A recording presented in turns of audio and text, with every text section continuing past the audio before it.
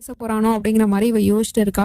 நீ ஃபர்ஸ்ட் கண்ணை மூடிட்டு என் கூட வாமா அப்படிங்கிற மாதிரி சொல்லி கண்ணை பொத்தி அப்படியே அழைச்சிட்டு போயிட்டு இருக்கான். எங்க அப்படின்னு பார்த்தா கரெக்டா அந்த சீக்ரெட் ரூம் பக்கம் வந்து நிக்கிறான். நம்ம ஹீரோயினுக்கு எதுவுமே புரியல. இந்த ரூம் பக்கம் தலை வச்சு கூட படுக்க கூடாது அப்படின்னு சொன்னவன் இங்க எதுக்காக கூட்டிட்டு வந்திருக்கான் அப்படிங்கிற மாதிரி பார்த்துட்டு இருக்கா. அந்த ரூமை திறந்து உள்ளேயுமே போறான். அங்க போய் ஃபேமிலி போட்டோவை காமிச்சு, இதுதான் என்னோட அப்பா, இதுதான் என்னோட அம்மா, அப்புறம் இது நான், அப்புறம் இது என்னோட தங்கச்சி அப்படின்னு எல்லாத்தையுமே சொல்றான். உனக்கு தெரியல ஜான்வி, எனக்கு அந்த கடவுள்னாலே சுத்தமா பிடிக்காது. அந்த கடவுளை நான் ரொம்ப வெறுக்கிறேன். அது ஏன் அப்படின்னு உனக்கு தெரியாதுல்ல. அதுக்கான ரீசனே இவங்க தான்.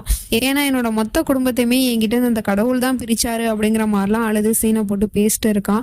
என்னோட அப்பா அம்மா 2 பேருமே ஒரு ஆக்சிடென்ட்ல இறந்து போயிட்டாங்க. அப்புறம் நானும் என் தங்கச்சி மட்டும் தான் மிஞ்சி இருந்தோம். 2 பேருமே தனித்தனி ஒரு ஆசிரமத்துல சேர்த்து விட்டாங்க.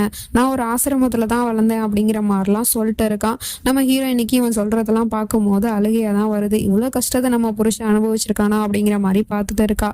அவனுமே அவளை கட்டி பிடிச்சிட்டு, இந்த ஒரு விஷயத்த நான் இத்தனை நாளா உங்ககிட்ட சொல்லணும்னு நினைச்சிட்டு இருந்தேன் ஜான்வி, ஆனா என்னால முடியல. என்ன பண்றது, என்னோட அப்பா அம்மா என்னை விட்டு போயிட்டாங்க அப்படிங்கிற என்னால தாங்கிக்கவே முடியல. இப்ப நான் உன் மேல அதிகமான பாசம் வச்சிருக்கேன். இப்ப நீயும் என்னை விட்டு போயிட்ட அப்படின்னா என்னால அதை தாங்கிக்கவே முடியாது. அதனாலதான் நான் என்ன பண்றேன் ஏது பண்றேன்னு தெரியாம ஒண்ணு நான் சில சமயம் கஷ்டப்படுத்துறேன் ஜான்வி. மத்தபடி நான் உன் மேல அளவு கடந்த பாசம் வச்சிருக்கேன். அது எல்லாமே உண்மை ஜான்வி. ப்ளீஸ் ஜான்வி, நீ என்னை விட்டு போயிடாத அப்படின்னு சொல்லிட்டு கட்டி பிடிச்சி அழுதுட்டு இருக்கா. நம்ம ஹீரோயினுமே ஆறுதல் சொல்லிட்டு இருக்கா. நான் உங்களை விட்டு எங்கேயுமே போக மாட்டேங்க, நான் உங்க கூடவே தான் இருப்பேன் அப்படிங்கிற மாதிரி.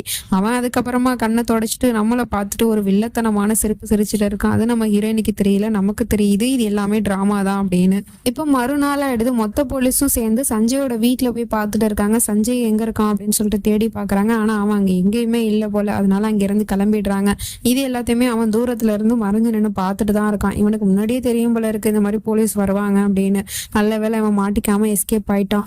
இந்த விஷயத்த ஃபோன் பண்ணி விராஜ் கிட்டயுமே சொல்றாங்க. நாங்க வீட்டுல போய் தேடி பார்த்தோம், அவனை காணோம் அப்படின்னு. எனக்கு அவன் முக்கியம் கிடையாது, அவன் கையில வச்சிருக்க ஃபைலு தான் முக்கியம். எனக்கு தெரியும் அந்த பாட்டி வந்து ஃபைலை அவன்கிட்ட தான் கொடுத்துருக்கோம் அப்படின்னு. எனக்கு இப்போ அந்த ஃபைலு தான் வேணும், அதை எப்படியாவது தேடி கண்டுபிடி அப்படிங்கிற மாதிரி சொல்லிட்டு இருக்கான். நம்ம ஹீரோயினி